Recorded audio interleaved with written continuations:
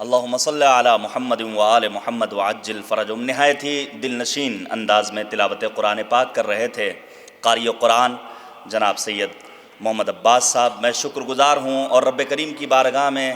یہی التجا ہے، معبود ہمیں قرآن فہمی کا شعور عطا کر دے۔ آپ جانتے ہیں اگر تاریخ کی ورق گردانی کی جائے اور قرآن و احادیث اہل بیت اطہار علیہم الصلاۃ کا مطالعہ کیا جائے تو یہ بات روز روشن کی طرح ہمارے لیے عیاں ہو جاتی ہے کہ جس دور میں بھی، جس جگہ بھی، جس ملک میں بھی جس قوم نے اتحاد و یکجہتی کا دامن تھاما وہ قوم سرفراز اور سر بلند ہوئی، اور جہاں بھی اختلاف تفرقہ پایا گیا وہ قوم ضلالت و گمراہی کے دلدل میں دھستی چلی گئی۔ تعجب ہوتا ہے موجودہ دور میں استعماری اور استکباری طاقتیں، بالخصوص انگریز برطانیہ کی حکومت، جن کا نعرہ ہی یہ ہے کہ پھوٹ ڈالو اور حکومت کرو، آپس میں لڑوا کر کے مسلمانوں کو مختلف ٹولیوں میں بانٹ دینے والے ان گوروں نے یہ سوچا تھا کہ یہ مسلمان طبقہ قرآن و اہل بیت سے دور ہو جائے گا، لیکن خدا کا شکر علماء کی رہنمائی کے نتیجے میں آج پوری دنیا میں اتحاد کے عنوان سے کانفرنس کا اہتمام کیا جا رہا ہے۔ اسی سلسلے کی ایک کڑی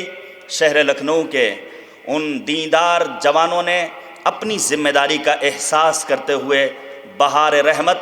پیام وحدت کے نام سے بین الاقوامی کانفرنس کا انعقاد کیا، جس کا 5واں دور ہے۔ ممتاز علماء، برجستہ دانشور حضرات بلا تفریق مذہب و ملت اس کانفرنس میں شریک ہو رہے ہیں جو آپ سے روبرو ہوں گے۔ میں مومنین کرام کا دل کی اتھاہ گہرائیوں سے شکر گزار ہوں، ساتھ ہی علماء کرام کا بھی شکریہ ادا کرتا ہوں جو یہاں تشریف لائے۔ آج کے دور میں ہمیں اپنے سماج، اپنے معاشرے، نیز اپنے ملک میں قومی اتحاد کی ضرورت ہے۔ اسی طرح اسلامی ممالک اور عالمی سطح پر آج ہمیں اسلامی یکجہتی و یکدلی درکار ہے۔ تعجب ہوتا ہے اس بات پر کہ جہاں اسلام و انقلاب کے قسم خوردہ دشمن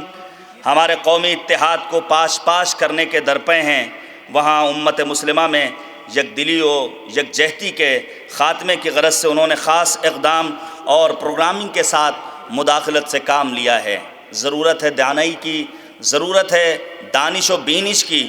ضرورت ہے آگہی کی، ضرورت ہے شعور کی،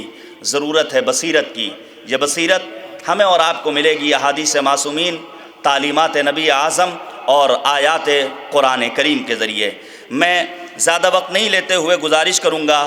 آج کے اس پروگرام کا تعارف پیش کرنے کے لیے حجت الاسلام والمسلمین عالی جناب مولانا ارشد حسین صاحب قبلہ سے کہ وہ ڈائس پر تشریف لائیں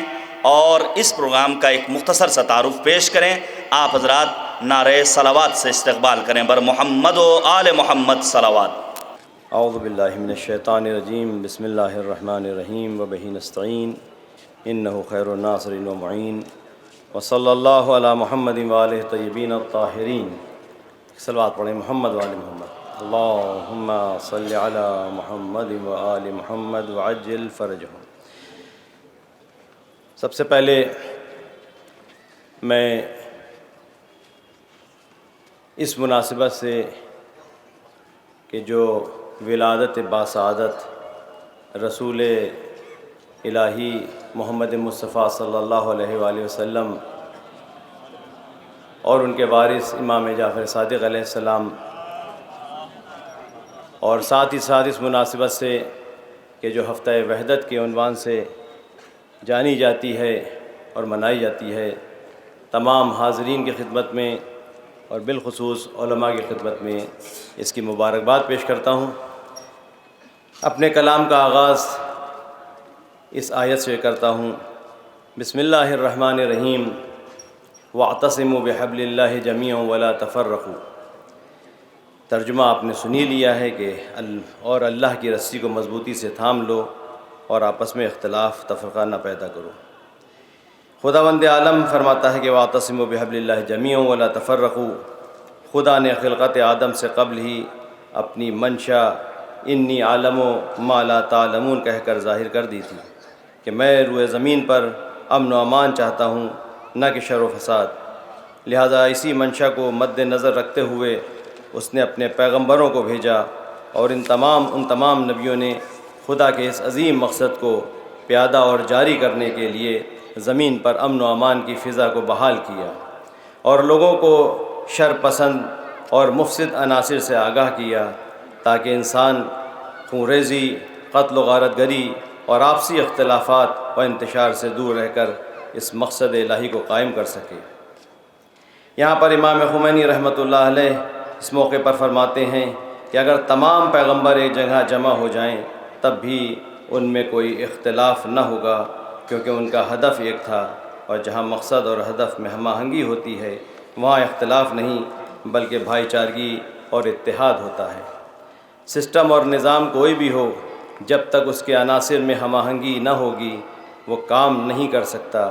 جیسے کہ جسم انسانی کے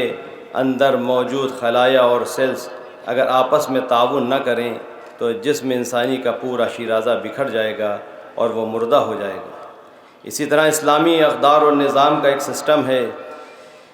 اس میں موجود عناصر اور خلایا جو کہ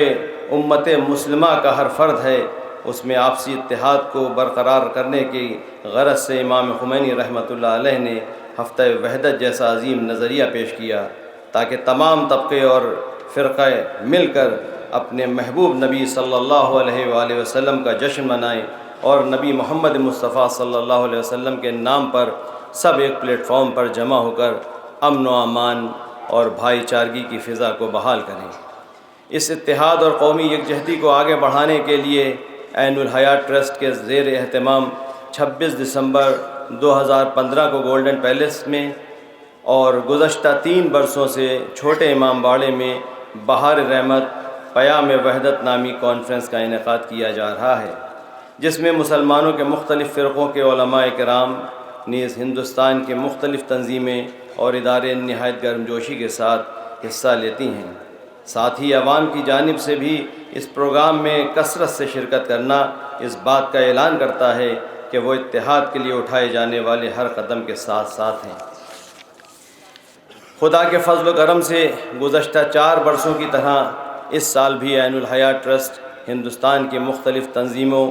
اور اداروں کے ساتھ مل کر آپ کے درمیان بہار رحمت پیام وحدت نامی کانفرنس کی 5ویں تقریب پیش کر رہا ہے۔ بہار رحمت پیام وحدت کانفرنس کا مقصد قرآن مجید کی آیت کریمہ وَاعْتَصِمُوا بِحَبْلِ اللَّهِ جَمِيعًا وَلَا تَفَرَّقُوا کی